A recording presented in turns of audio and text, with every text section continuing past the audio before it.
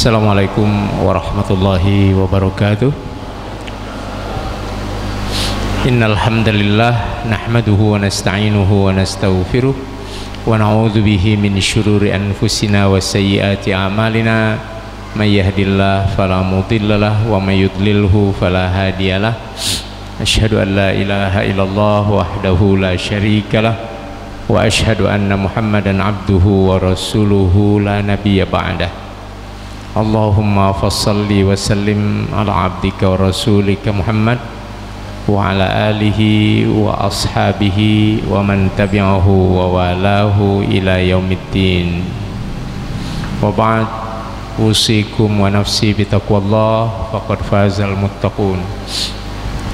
Jemaah sekalian yang dirahmati Allah, pada sesi pertama malam ini kita akan belajar fikih sebagaimana biasa, dan kitab yang kita pakai masih belum berubah. Kita masih menggunakan kitab fikih sunnah karya Al-Ustadz Sayyid Sabiq.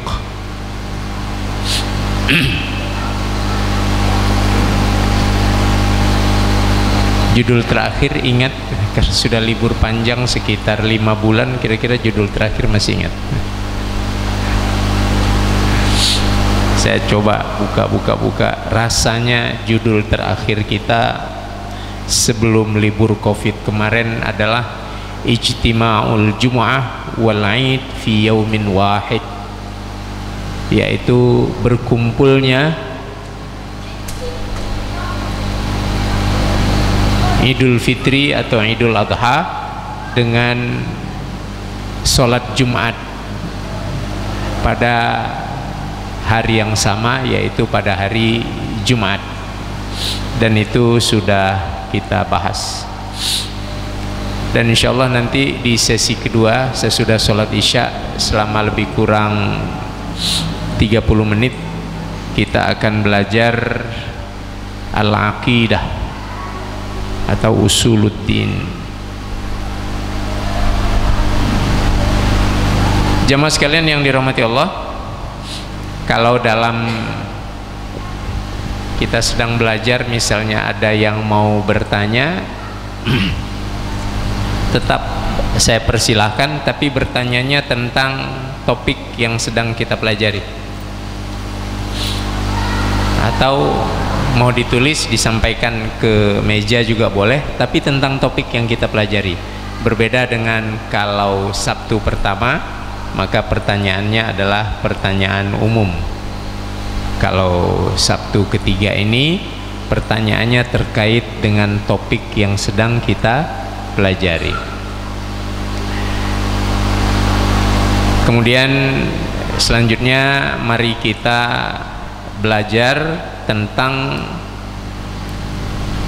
beberapa hadis Rasulullah Sallallahu Alaihi Wasallam berkenaan sholat Id atau hari Id. Id artinya hari besar. Id juga artinya hari, tapi perbedaannya dengan kata-kata yaum. Id terkait misalnya dengan satu perayaan, dan di dalam Islam, Bapak Ibu sekalian, hari raya itu cuma 3. Yang ngomong ya Rasulullah, bukan para ulama. Hari raya di dalam Islam itu cuma 3. Suka ndak suka, begitu kata Rasulullah. Satu hari Jumat, yang kedua Idul Fitri, yang ketiga Idul Adha.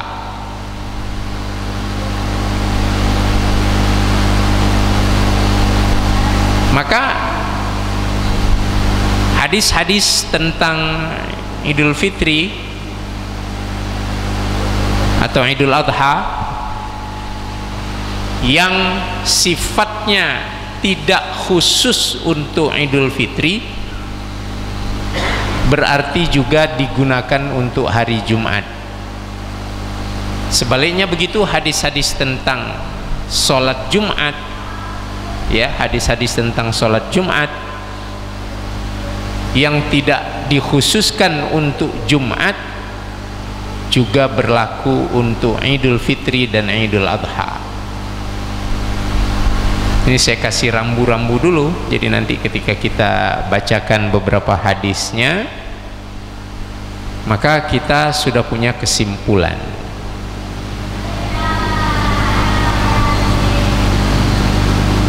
Sebelum sampai membacakan hadis-hadis, mari kita muhasabah, atau kita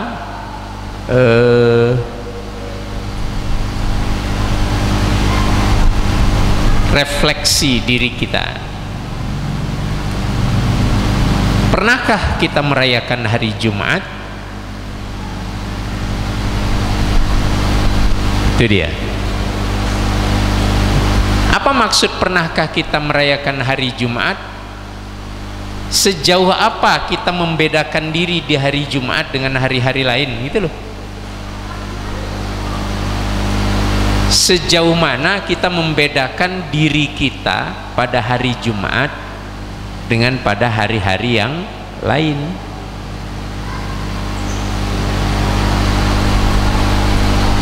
Apa bedanya? Dari yang paling ringan, satu, rasa kita kalau datang hari Jumat itu gimana? Apakah ada satu perasaan khusus atau tidak? Ya enggak berdosa sih, enggak berdosa. Mau rasa macam biasa-biasa aja nggak apa-apa, bahkan lupa juga hari ini hari Jumat juga nggak apa-apa. Lupa Jumat, tiba-tiba dengar orang sholat dengan suara yang keras, siang-siang kok, alamak Jumat, belum mandi, belum apa-apa, silakan aja, nggak apa-apa. Anda nggak datang sholat Jumat berdosa, itu aja. Tapi Anda lupa tentang hari Jumat, ya nggak apa-apa. Cuma karena Rasul mengatakan bahwa itu hari besar dan Rasul membesarkannya, Rasul membuat dirinya berbeda di hari Jumat daripada hari-hari yang lain, dari perasaan dulu. Kemudian dari segi apa lagi? Dari segi pakaian. Nih bapak-bapak para pedagang yang datang sholat Jumat pada last minute, last call. Kalau pesawat Garuda itu panggilan terakhir untuk boarding, nah, baru dia masuk. Hari Jumat last call, panggilan terakhir dia datang. Apa itu? Setelah azan dikumandangkan, yaitu khatib sudah naik mimbar, di mana malaikat-malaikat yang di pintu-pintu itu sudah duduk. Dan catat lagi bonus terakhir, orang terakhir yang masuk sebelum khatib naik mimbar dapat tambahan pahala seakan-akan dia berkorban dengan sebutir telur ayam. Nah, itulah. Malaikatnya pun sudah duduk, orang sudah azan, dia baru tarik rolling door-nya, seret. Kira-kira datang ke masjid pakaiannya apa? Pakaian yang digunakannya tadi untuk berdagang, pakaian yang tadi gunakannya untuk bekerja. Bapak-bapak mau marah sama saya, marahlah, nggak apa-apa. Saya cuma mengingatkan. Tapi Pak Ustadz, kok pedagang yang dihantam? Ya rata-rata bapak kan pedagang. Masa saya bilang petani? Kalau di depan saya pedagang, saya harus ngomong tentang pedagang. Kalau di depan saya banyak petani, saya harus bicara tentang bagaimana sikap petani muslim.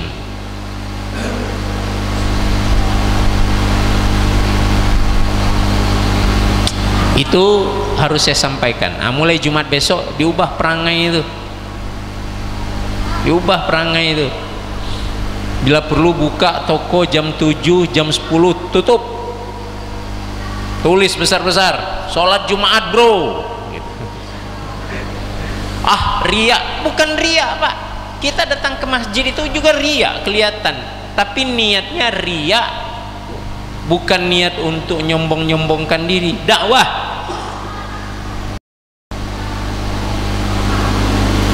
Sholat Jumat dulu bro, tulis kayak itu besar-besar ya, kira-kira seperti itu dakwah kita. Pulang mandi, pakai pakaian yang tidak dipakai di hari yang lain, pakai wangi-wangian. Satu botol habis nggak apa-apa, nggak apa-apa. Apabila satu botol itu tinggal sedikit, habiskan aja. Kalau sedang penuh janganlah mubazir, nggak boleh. Dalam Islam itu mubazir nggak boleh. Sewajarnya segera ke masjid, tunjukkan ini hari besar kami. Hari Ahad hari besar orang Nasrani, mereka happy di hari itu. Lihat mereka pakai jas, pakai dasi, pakai baju yang tidak dipakai di hari lain. Kita punya hari Jumat datang ke masjid pakai kaos kutang,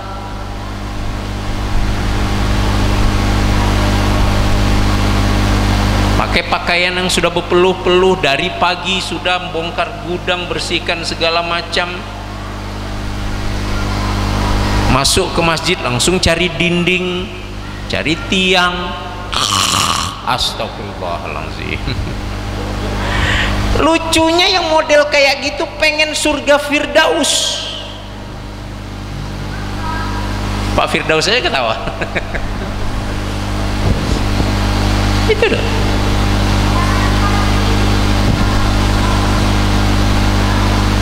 Hari Jumat adalah hari raya kita. Hari Jumat hari raya kita. Yang bukan hari raya, bukan main heboh lagi kita rayakan. Giliran Jumat santai-santai aja kita. Padahal Sayyidul Ayyam. Perbanyak baca Quran, perbanyak sholawat, perbanyak istighfar, perbanyak sedekah. Coba kita tiru beberapa masjid ya. Hari Jumat itu sebelum sholat itu di emperan-emperan masjid itu ada kopi gratis, ada teh manis gratis, ada minuman gratis, ada pisang, ada apel, ada buah-buahan. Pesta gratis. Jangan pula buka bazar jualan di situ.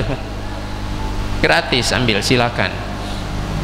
Menghibur orang muslim yang mau sholat, jadi dia sholat dalam keadaan kenyang walaupun tidak takasonga, bukan overload, tidak kelaparan. Sholat habis sholat ada nasi biryani, ada rendang, ada cincang kambing, bukan di restoran, di masjid gitu loh.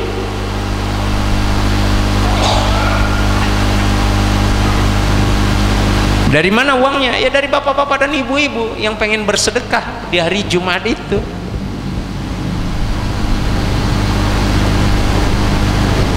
Yang pengen berinfak di jalan Allah agar orang, terutama para pemuda-pemuda, terutama orang-orang miskin, mohon maaf kalau ada yang tersinggung. Tapi saya mau mengatakan begini, sering kita temukan kaum marginal, mohon maaf, betul, saya mohon maaf kalau agak lancang mulut saya, kawan-kawan kita yang hidupnya agak susah ya, apapun profesinya, mungkin pedagang kecil yang menghoyak-hoyak di tepi pagar pasar, mungkin pedagang sayur yang kecil-kecil, mungkin tukang becak, mungkin pemulung, nggak sholat Jumat.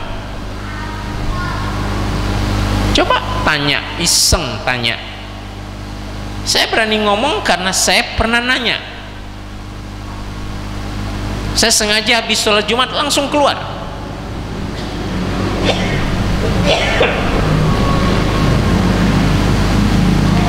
Yang saya tanya, ini di Surabaya. Saya tanya tukang-tukang becak di Surabaya. Maaf, tukang-tukang becak itu kan di Surabaya kebanyakan kawan-kawan dari Madura. Mohon maaf, betul, mohon maaf. Kalau di Surabaya tukang becak itu kan kebanyakan orang Madura. Dan mereka itu muslim-muslim, militan-militan. Tapi ya tidurnya ya di becak, makannya ya di becak. Kapan ke masjid? Pas mau teberak, itu aja. Pas mau teberak ke masjid tuh, atau ke SPBU, atau ke pinggir-pinggir sungai. Di Surabaya itu ada beberapa sungai. Coba tanya, dan saya tanya, nanti coba Bapak tanya siapapun, Pak, kok nggak ke masjid, kok nggak sholat Jumat? Jawabannya Pak cukup menarik. Apa dia bilang? Walah dede, ini duit untuk makan siang aja belum dapat. Duit untuk makan siang saja belum dapat. Inilah berharap nunggu-nunggu, mana tahu ada orang yang mau numpang, bisa saya makan siang. Lah kalau saya sholat Jumat mau makan apa? Coba. Hanya lapar, dua hal besar terjadi. Apa itu? Tidak sholat Jumat, apalagi tauhidnya gugur. Gara-gara apa? Gara-gara kita tidak punya empati. Kita ngelihat mereka dasar dah miskin, fasik. Kita kan cuma bisa blaming kayak gitu, betul? Dah miskin, hidup susah di dunia, nggak mau sholat, goblok. Dalam hati kita kan kayak begitu. Waang yola lah kanyang paruiang, anak bini yang lah makan. Aden baah, betul? Gitu loh. Jadi saya himbau nih, ayo kita yang kaya-kaya ini, ya anggaplah yang baru punya rencana kaya, jangan tunggu kaya. Yang punya rencana kaya angkat tangan, yang enggak angkat tangan saya doakan tidak jadi kaya. Angkat tangan yang punya rencana kaya. Alhamdulillah, amin ya Allah.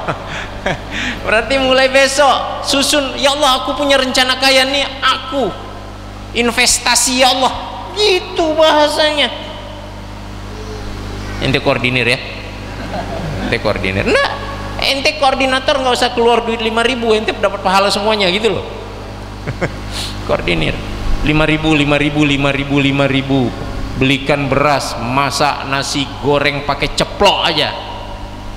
Maaf, kira-kira yang nggak biasa ke masjid pun demi sepiring nasi itu ke masjid nggak kira-kira? Itu Pak. Paling tidak tauhidnya nggak gugur.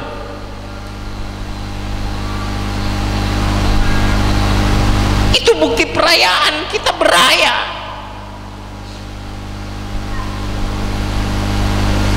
Jangan diam-diam ada makanan gitu, malah yang kaya-kaya pula yang duluan yang ambil.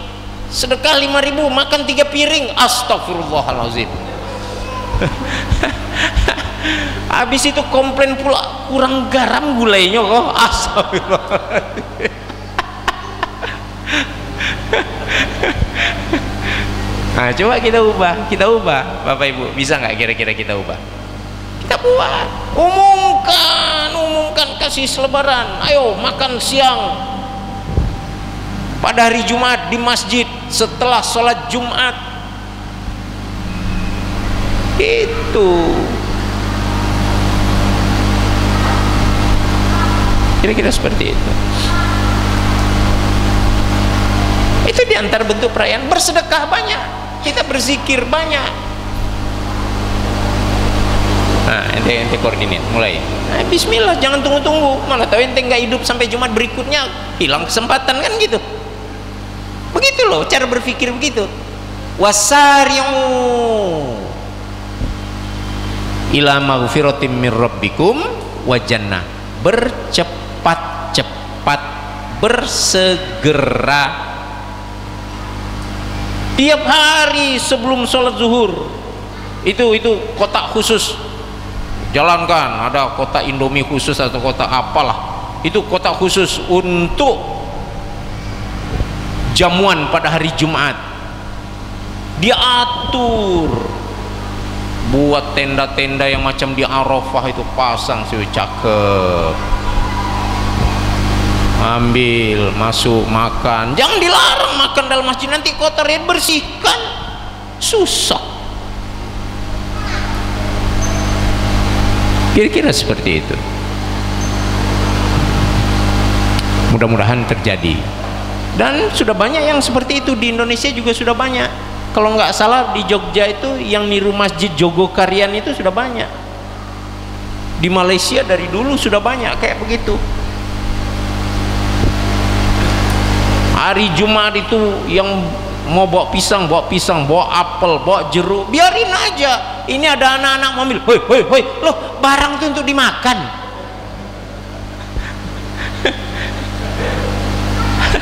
Taruh situ anak-anak ambilnya, namanya juga untuk dimakan, kecuali kalau diambilnya dilempar-lemparnya baru minta ditabok sama bapak itu. Jangan budak itu ditabok gitu loh. Ini anak-anak hoi. Begitu anak lari dikawuinya masuk saku. Astagfirullahaladzim. Begitu. Jadi anak-anak itu juga suka ke masjid, remaja suka ke masjid. Masjid itu bukan mendatangkan masalah bagi mereka. Kalau tadi kan bagi mereka ke masjid mendatangkan masalah atau bukan? Nambah masalah gara-gara aku ke masjid tuh. Gak bisa makan siang. Belum lagi kalau dia bilang, belum lagi untuk anak istri saya di kampung deh, apa yang mau saya kirim? Coba.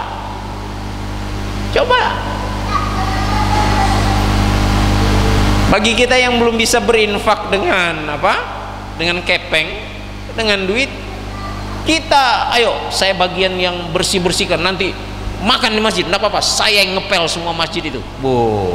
Sendiri enggak, kerahkan jamaah. Ya paling tidak dia terbang. Kira-kira begitu. Semua kita. Nah, mulailah Islam itu membawa manfaat, bukan mendatangkan masalah. Toha, Muhammad, ma anzalna alaikal qur'ana litashqa. Aku ndak nurunkan Al-Quran ini kepadamu wahai Muhammad untuk nimbulkan masalah sehingga kalian jadi susah. Nah, Islam itu sumbernya apa? Al-Quran. Berarti Islam jangan menimbulkan masalah, tapi Islam harus jadi solusi. Begitu. Oh, pedagang kerupuk, bawa kerupuk satu bal, taruh. Anak-anak rebutan, alhamdulillah. Oh, kita heboh. Bapaknya ikut rebutan, alhamdulillah. Begitu. Yang pernah umroh Ramadan di Masjidil Haram, lihat. Pas musim haji, lihat apa yang dilakukan orang-orang kaya di sana. Wah, pagi-pagi itu roti, susu, halal, ya. Kenapa? Tamu-tamu Allah. Nah, kita paling tidak Jumatan kita buat kayak gitu, berhari raya. Sementara mereka mungkin sholat pun nggak pakai wudhu, hanya cuma mau dapat makan, pura-pura sholat. Biarkan, nggak perlu kita cari alat di Bukalapak atau Tokopedia atau Lazada, alat deteksi orang sudah wudhu atau belum. Nggak usah, nggak ada. Biarkan saja dulu. Hidayah itu yang memberikan siapa? Allah. Tapi kita ini sedang berhari raya pada hari Jumat. Kita sedang berhari raya pada hari Jumat. Kita gembira. Kenapa saudara muslim kita yang lain tidak bergembira gitu loh? Itu filosofinya. Kita bergembira kan pada hari Jumat. Kenapa saudara muslim kita yang lain tidak bergembira? Saya mau bersedekah dengan gaya yang lain Pak Ustadz. Ada tuh orang di Malaysia, dia akan open house setiap habis sholat Jumat di rumahnya. Open house. Maka yang datang itu kaum-kaum marginal itu datang. Pegawai-pegawai rendahan, kuli-kuli pasar itu datang ke rumahnya. Prasmanan silakan ambil.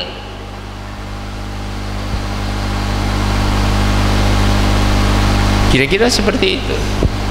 Nah, mari kita mulai. Karena kita sudah punya ilmunya ya. Kita sudah punya ilmunya. Ente koordinator.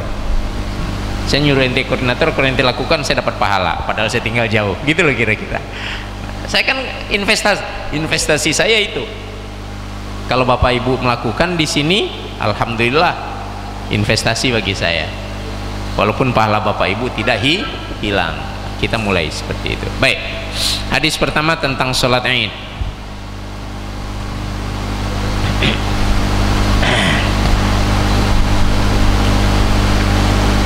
Pertama, sholat Id kapan dimulai? Banyak riwayat yang menerangkan tentang kapan dimulainya syariat sholat Id.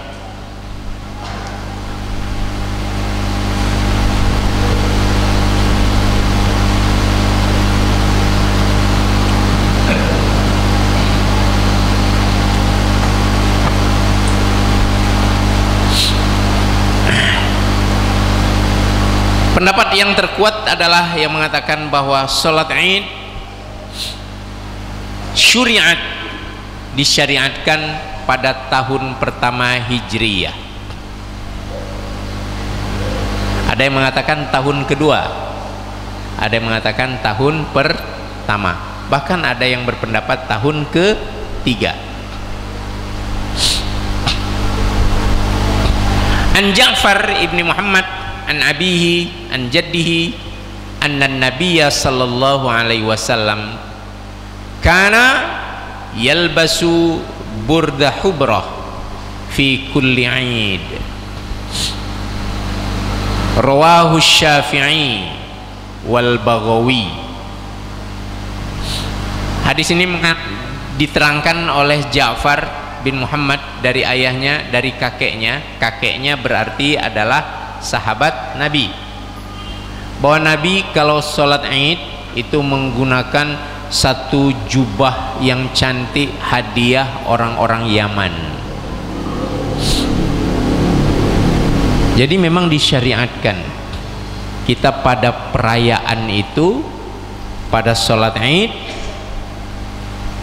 menggunakan pakaian yang indah, yang mahal, yang tidak kita gunakan di hari-hari lain. Tapi tidak boleh terkesan pakaian yang bermegah-megahan atau libasus syuhrah, pakaian yang dengannya kita menjadi pusat perhatian, yang kita pakai dengan niat supaya memang kita jadi pusat perhatian. Di antaranya yang tidak dibenarkan, kata Rasulullah sallallahu alaihi wasallam, la yanzurullah ila man jarra thawbahu khuyala.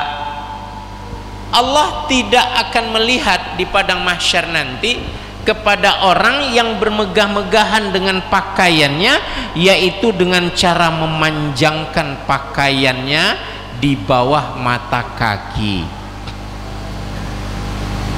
Terlepas dari perbedaan ulama tentang isbal ini, maka yang tidak bisa dipungkiri Di zaman tersebut kaum jahiliyah Quraisy itu akan melihat standar ekonomi seseorang dari panjang atau singkatnya jubah seseorang itu. Jadi kalau jubahnya itu dari kain jatuh atau dari sutra kemudian panjang, itu memang wong sugih,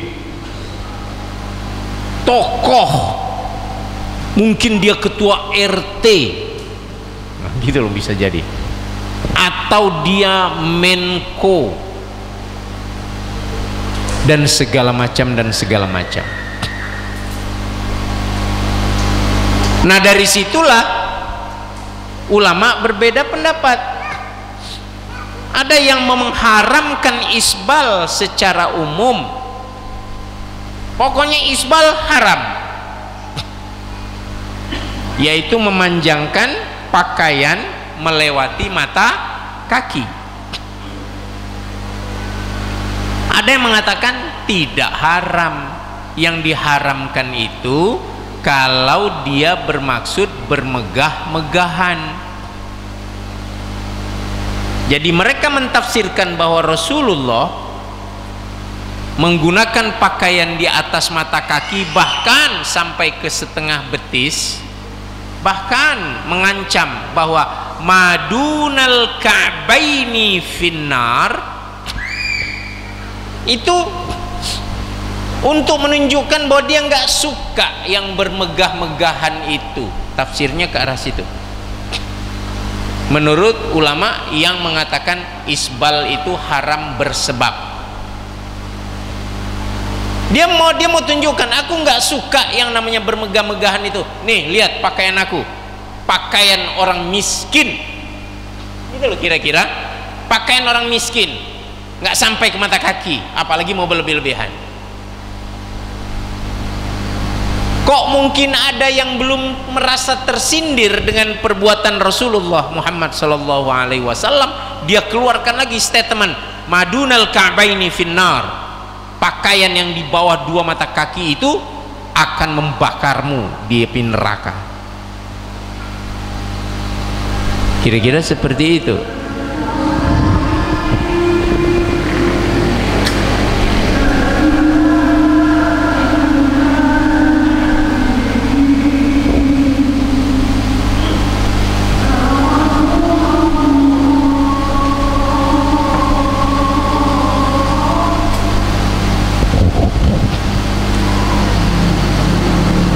Lah terus yang benar yang mana? Dua-duanya benar. Dua-duanya benar karena dua-duanya punya alasan. Ditambah lagi dengan satu ketika Abu Bakar mengatakan, ya Rasulullah, aku ini kerempeng. Maaf pada yang perutnya buncit, Abu Bakar tidak bermaksud menyindir Anda. Abu Bakar bilang, ya Rasulullah, aku ini kerempeng, celanaku sering kedodoran.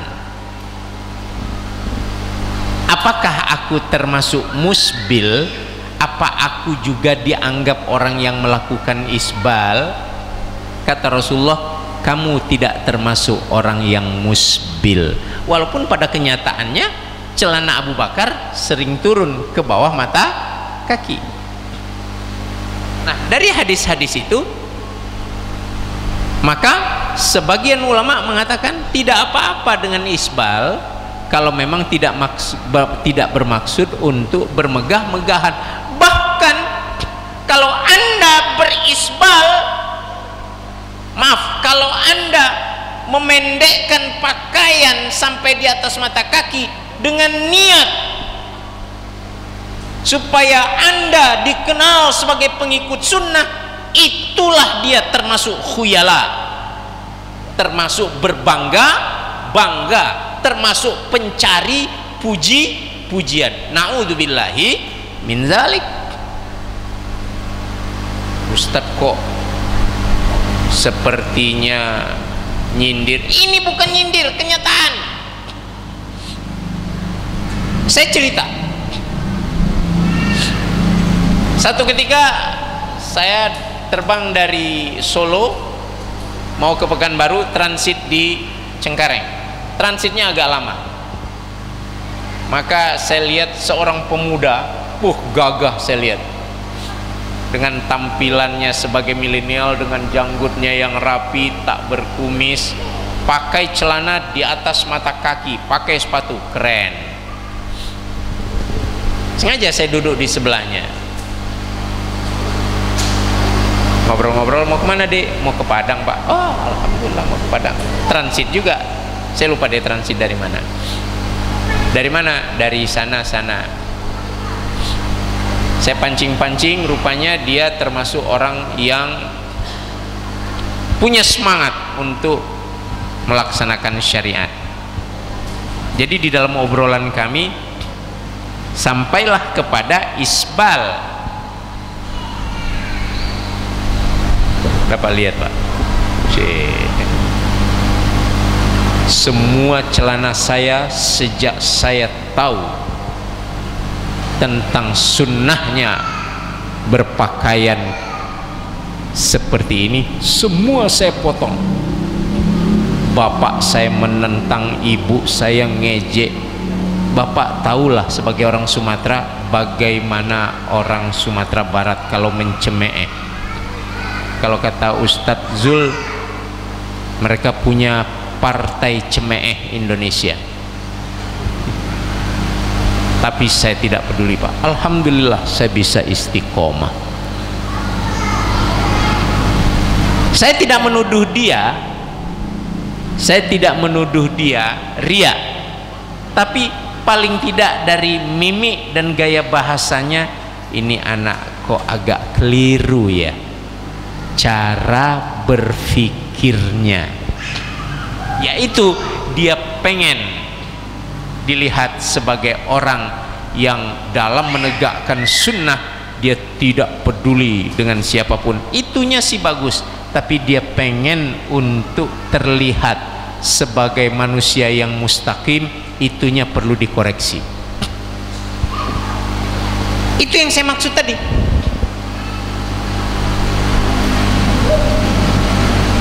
Nah, jadi ketika kita pada hari Id memakai pakaian yang bagus, tetap ada kaedah-kaedahnya. Satu, jangan sampai khuyala, pengen bermegah, megahan. Itu satu,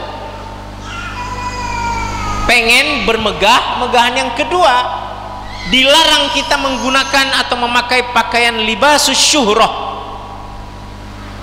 pengen tampil beda.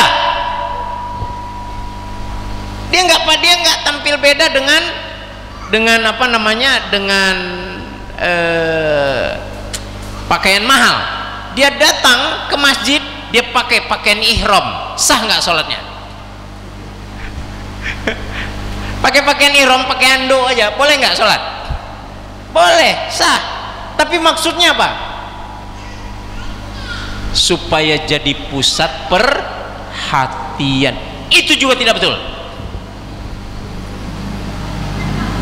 Kalau nanti hari Jumat Pak Derajat pakai pakaian ihramnya, pakai ando aja, dia khutbah, ada yang mau dengar khutbahnya?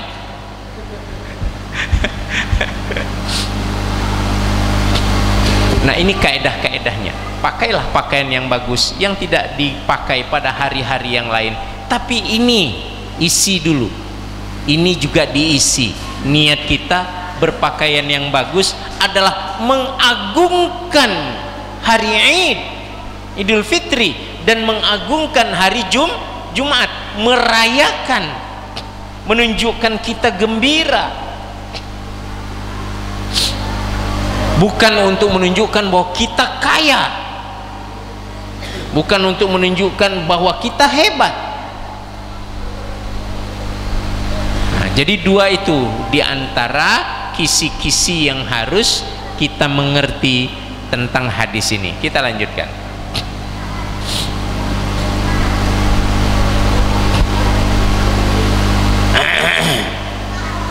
Wa 'anil Hasan As-Sib qala amarana Rasulullah sallallahu alaihi wasallam fil 'idain an nalbasa ajwada ma najidu wa an natatayyaba bi ajwadi ma najidu wa an nudahhi bi athmani ma najid. Hasan cucu Rasulullah sallallahu alaihi wasallam radhiyallahu anhu mengatakan bahwa Rasulullah sallallahu alaihi wasallam menyuruh kami pada hari Id untuk memakai sebaik-baik pakaian yang ada. Lihat, ajwada ma najid. Ini nih, memakai pakaian yang terbaik yang kami punya. Yang nggak punya jangan ngutang untuk beli. Yang benar Pak Ustadz, saya tahu persis waktu tinggal di Papua berutang. Gimana anak saya besok mau hari raya ndak punya baju baru, pinjamlah duit. Astagfirullahalazim. Ajwada ma najid, pakaian terbaik yang kita punya, dan menggunakan wewangian yang terbaik yang kita punya. Jadi kalau maksudnya, kalau kita sedang ada duit, nampak ada baju bagus, ini bagus nih untuk sholat Id, untuk sholat Id, bukan untuk pergi berkunjung ke rumah orang. Giliran sholat Id pakai sarung atlas yang sudah 15 tahun yang lalu, pakai baju koko yang sudah 15 tahun yang lalu. Giliran mau pergi ke rumah besannya, tukar baju Melayu yang baru beli kemarin yang seharga 2,5 juta, 5 pasang.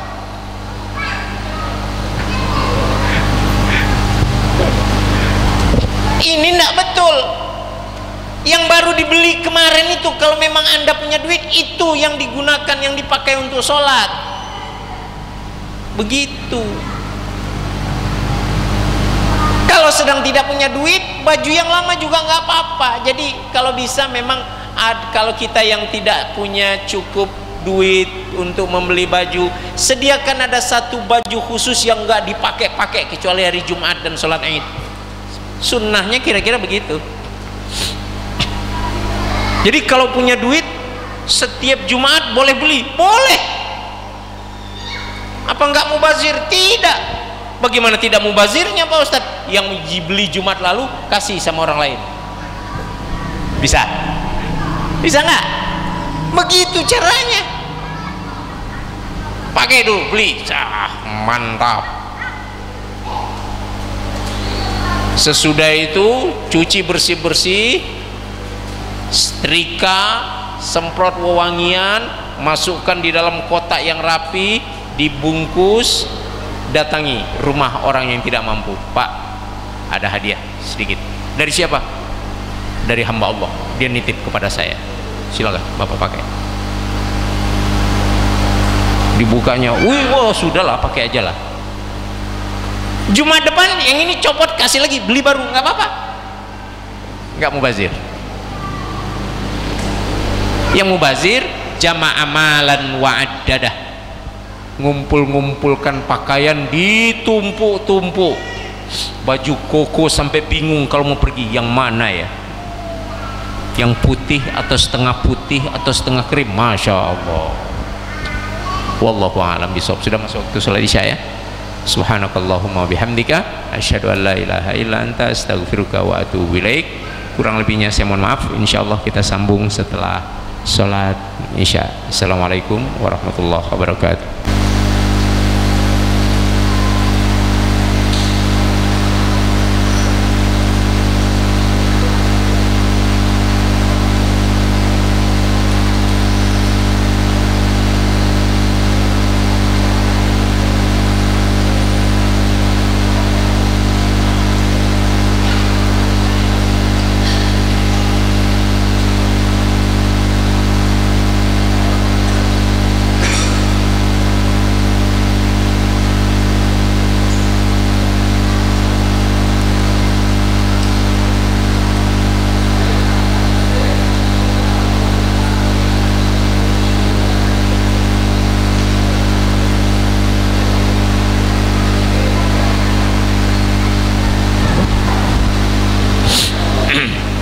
Assalamualaikum warahmatullahi wabarakatuh.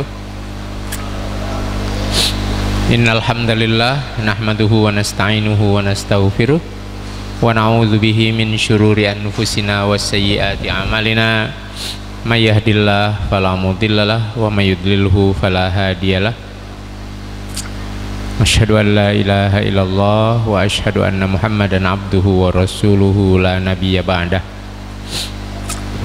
Allahumma fassalli wa sallim ala abdika wa rasulika Muhammad wa ala alihi wa ashabihi wa man tabi'ahu wa walahu ila yaumiddin. Wa ba'd, usikum wa nafsi bi taqwallah faqad fazal muttaqun. Jamaah sekalian yang dirahmati Allah, selama lebih kurang 25 menit ke depan kita akan mempelajari pelajaran akidah atau tauhid atau usuluddin.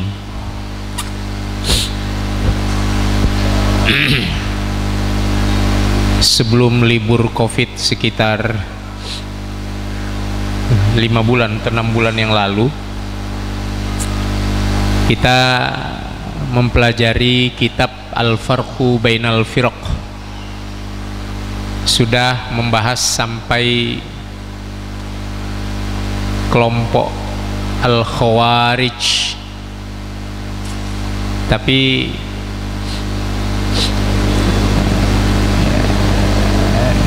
selama libur tersebut saya bolak-balik di internet, akhirnya saya dapat satu kitab elektronik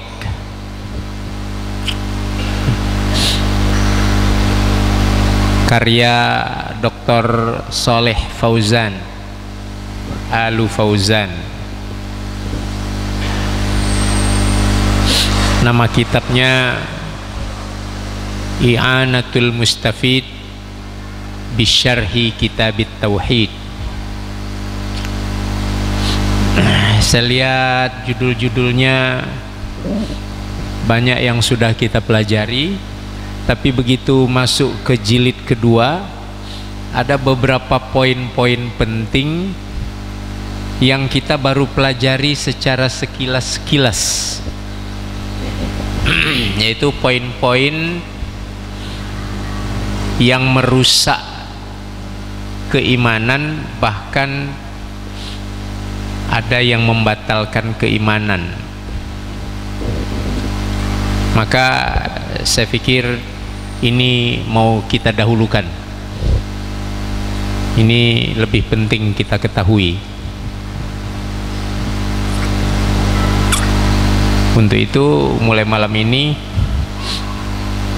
kita akan mulai membaca kitab ini, tapi mulai dari jilid 2 insyaallah. Kita mulai dengan hadis yang diriwayatkan oleh Imam Al-Bukhari dari Bujalah bin Abdah. Qala kataba Umar bin Al-Khattab radhiyallahu anhu aniqtulu kulla sahirin wa sahirah.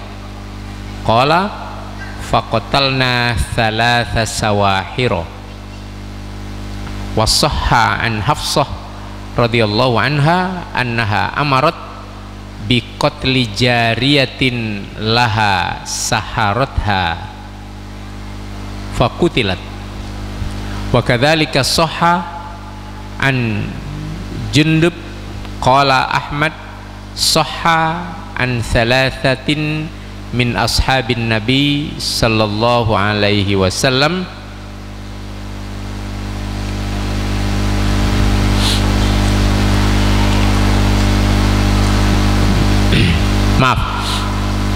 sahha an thalathatin min ashabin nabi sallallahu alaihi wasallam.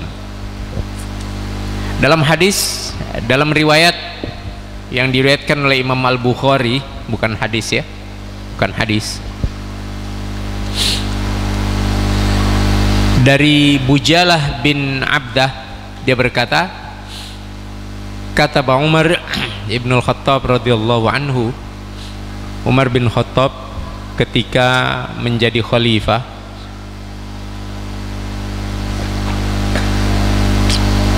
menulis surat kepada para gubernurnya. Isinya, aniqtulu kulla sahir, hukum bunuh setiap penyihir, wasahiroh, begitu juga dengan penyihir wanita. Qala, Bujalah berkata, faqatalna thalatha sawahir, maka kami kemudian membunuh 3 orang penyihir wanita.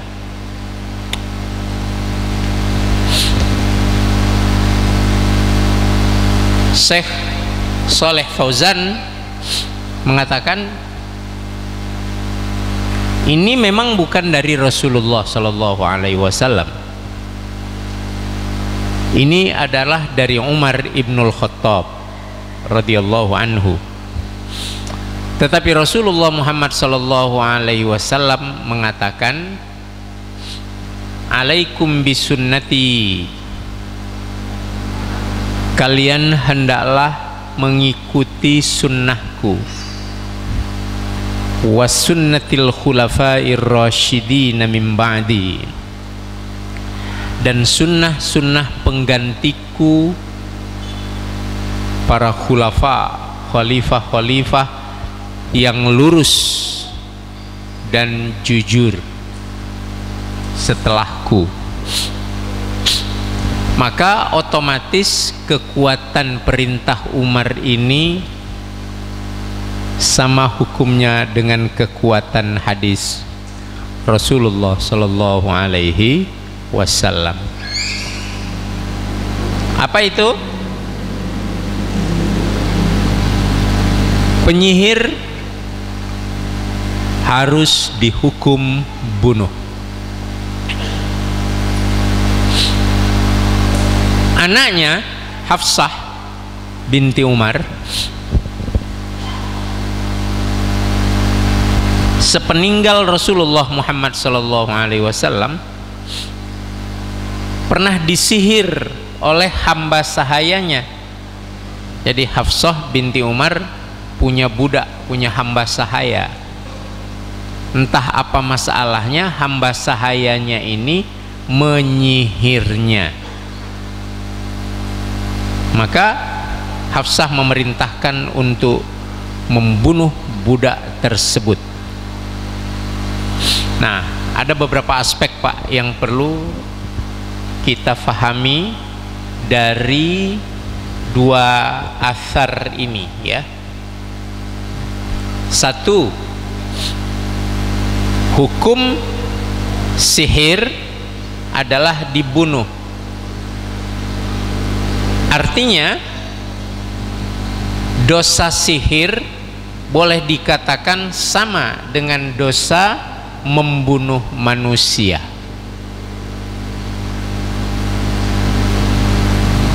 Itu 1 dulu, karena dibunuh. Orang membunuh juga dibunuh, kisos. Maka dapat kita ambil kesimpulan bahwa hukum penyihir, para penyihir itu adalah dibunuh. Bagaimana cara membunuhnya?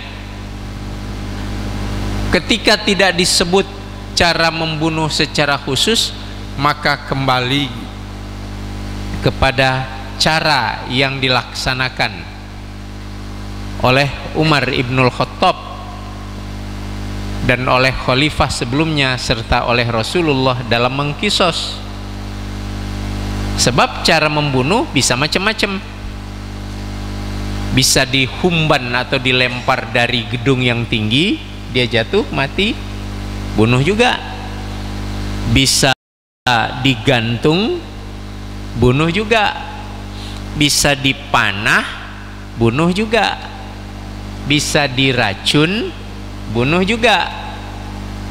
Bisa ditembak, bunuh juga. Bisa ditombak, bunuh juga. bisa dicambuk sampai habis darahnya, mati, bunuh juga, atau bisa dirajam, ditanam sedalam dada di dalam tanah, dilempari batu, seperti hukum untuk para penzina dari kalangan muhsan atau lelaki dan atau wanita yang sudah pernah menikah.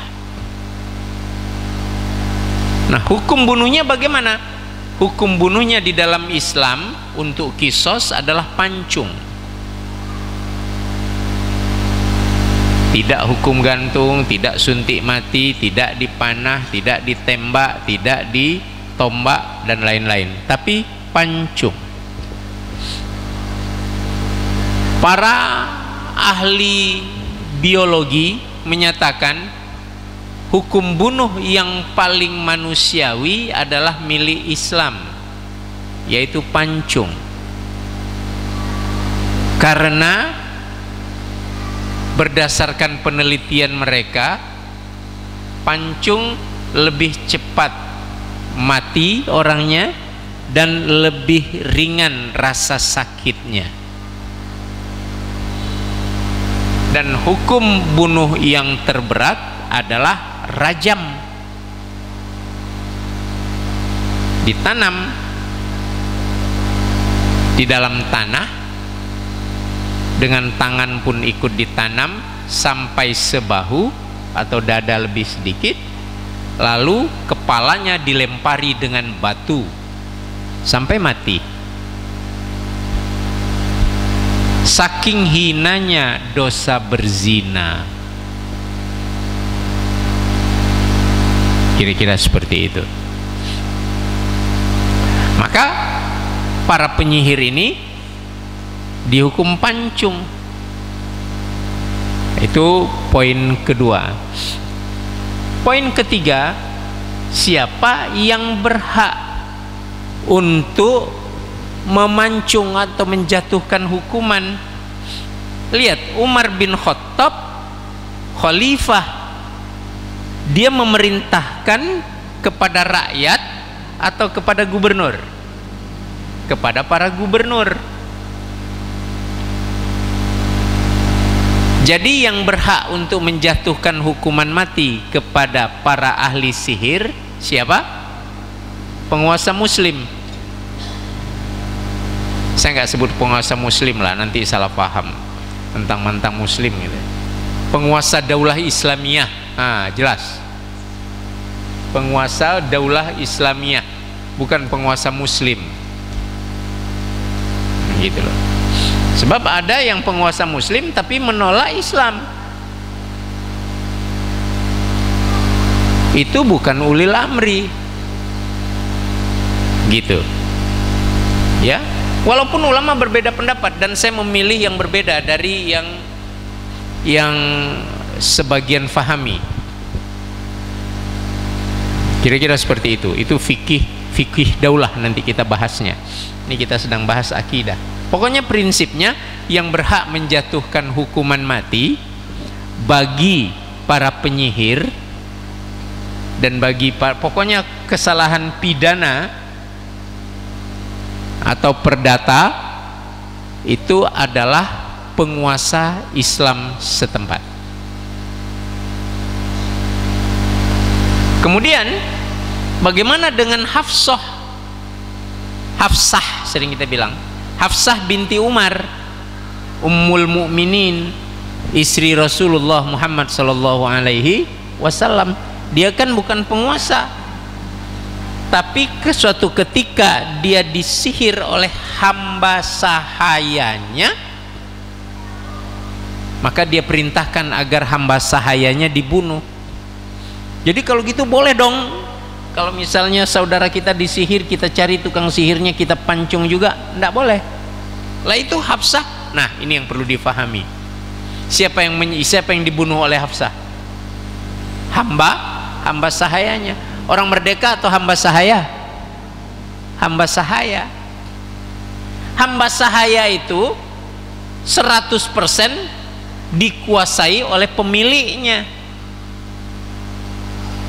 Apapun yang dilakukan oleh pemiliknya terhadap hamba sahaya maka itu tidak boleh dihukum, karena hamba sahaya itu mutlak milik dia, bukan pembantu ya, bukan pembantu, jangan salah paham, bukan babu, bukan jongos, bukan pembantu rumah tangga, hamba sahaya. Nah, dulu pernah kita bahas dalam masalah fikih, saya ulangi sedikit supaya tidak salah paham. Kapan seorang itu bisa dianggap telah menjadi hamba sahaya? Maaf, saya tidak sependapat dengan orang atau para mubaligh yang mengatakan sekarang sudah tidak ada perhambaan di muka bumi ini. Kalau perhambaan sudah tidak ada di muka bumi ini, nggak ada gunanya lagi ayat-ayat tentang perhambaan yang ada dalam Al-Quran. Padahal banyak sekali kafarah atau penebusan dosa, termasuk diantaranya adalah orang yang bersenggama di siang Ramadan. Di antara kafarahnya adalah fatahriru raqabah, membebaskan hamba sahaya. Hamba sahaya akan senantiasa selama ada muka bumi ini. Bagaimana itu bisa terjadi? Lihat, orang merdeka bisa berubah status hamba sahayanya, status kemerdekaannya, satu, karena menjadi tawanan perang.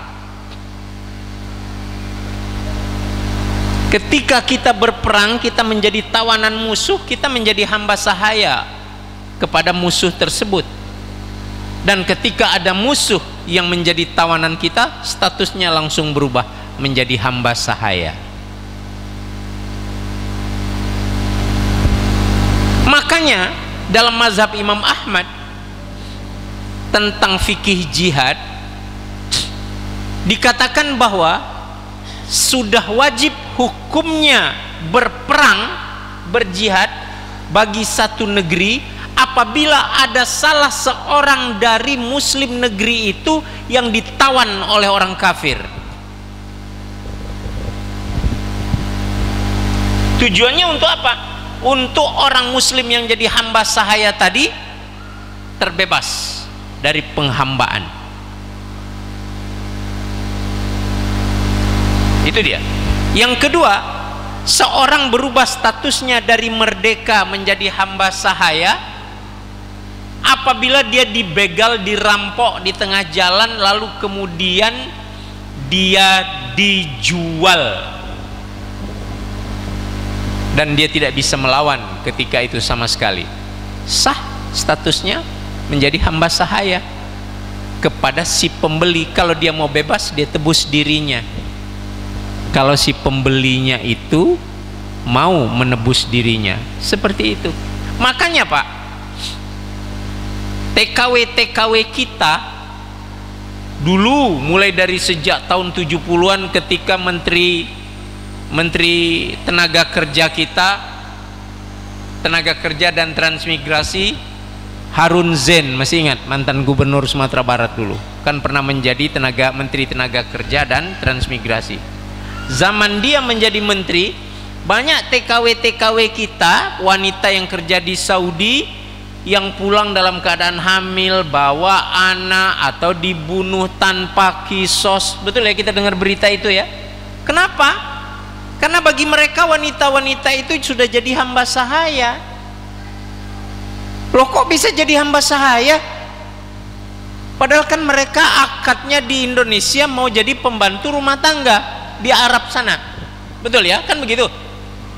Iya, di sini para setan-setan itu, broker-broker tenaga kerja itu masuk ke pedalaman-pedalaman Jawa Barat sana, Jawa Tengah, Nusa Tenggara Barat sana,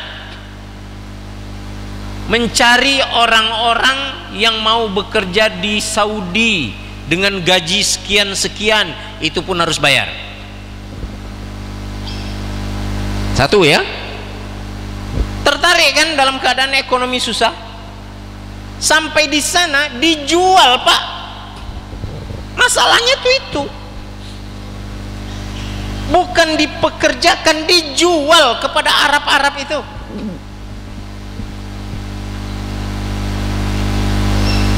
Ini supaya meluruskan ini. Saya bukan membela orang Arab, enggak, tapi supaya ngerti kita. Kadang-kadang kita jadi terlibat memfitnah dan segala macamnya. Dijual sampai di sana ketemu dengan si Arab, kamu mau amah, bahasanya mau amah. Nih, ini fotonya, sekian, bayar. Nih, paspornya kamu pegang. Menurut mereka sebagian paspor itu sudah nggak ada guna lagi, langsung dibakar. Untuk apa? Sudah jadi hamba sahaya. Hamba sahaya itu berarti milik tuannya. Dan kalau hamba sahaya itu digauli sama tuannya pun halal tanpa nikah. Hamba sahaya.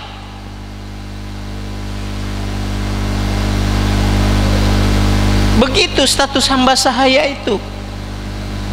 Dan sampai sekarang yang sering kita dengar dengan human trafficking, penjualan manusia, itu dia modusnya. Di Malaysia saya menemukan 2-3 orang. Kalau kita jalan di Pecinan itu dekat Petaling Street, di sekitar Bangkok Bank itu banyak rumah makan Cina yang mengarah ke arah Terminal Puduraya. Itu banyak rumah makan Cina. Saya lihat yang masak babi, masak apa segala macamnya itu orang-orang Jawa. Iseng saya datangi, saya ajak ngobrol. Kamu Muslim? Muslim, Mas. Lah kok mau masak babi dan segala macam? Saya nggak bisa apa-apa. Paspor saya nggak punya. Dan dia bilang saya sudah dibeli.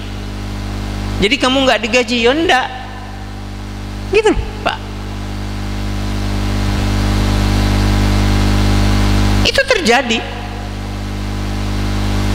Saya sendiri yang bertanya, bukan katanya. Tahun berapa ya? 90-an. 90 berapa begitu. Itu hamba sahaya. Jadi hamba sahaya itu di dalam hukum statusnya adalah benda. Statusnya sama dengan benda. Kira-kira seperti itu. Maka kita bunuh pun tidak terkena hukuman di dalam Islam. Makanya banyak hukum Islam yang justru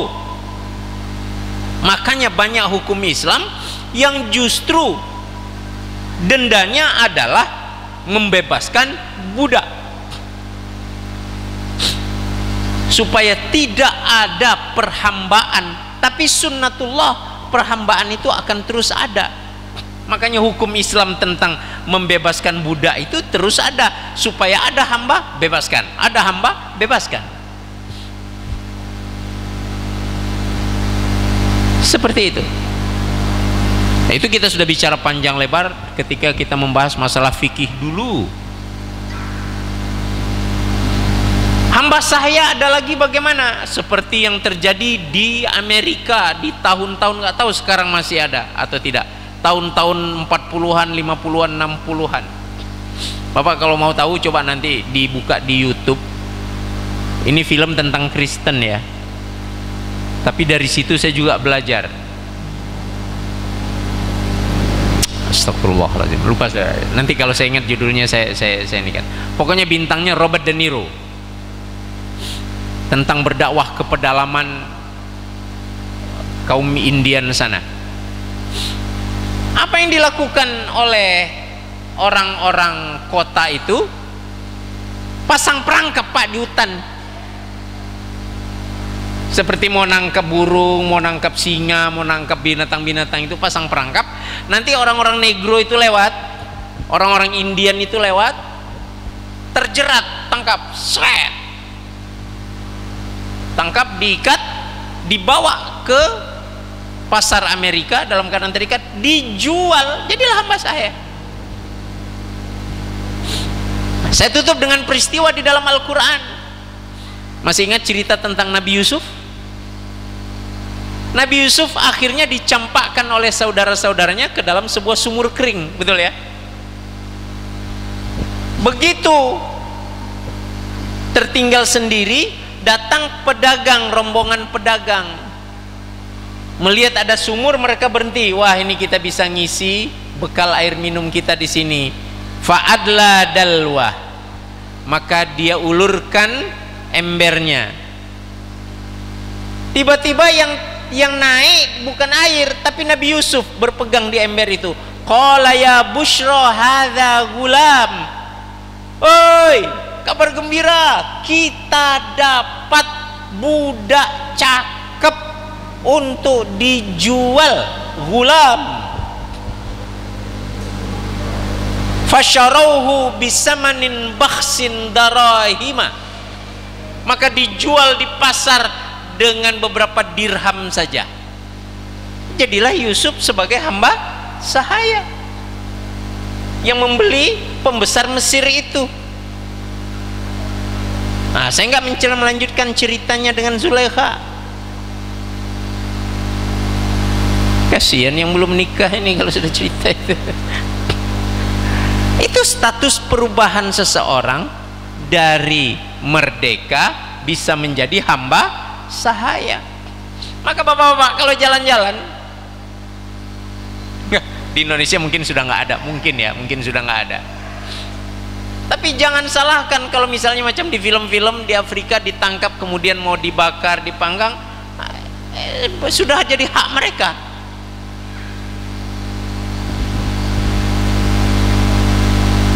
Begitu loh. Nah, ini status tentang hamba sahaya untuk mengantarkan kita memahami tentang kenapa Hafsah binti Umar berhak membunuh manusia, padahal dia bukan penguasa, bukan manusia merdeka yang dijatuhi hukuman, tetapi hamba sahaya miliknya, dan dia berkuasa penuh atas hamba sahaya itu.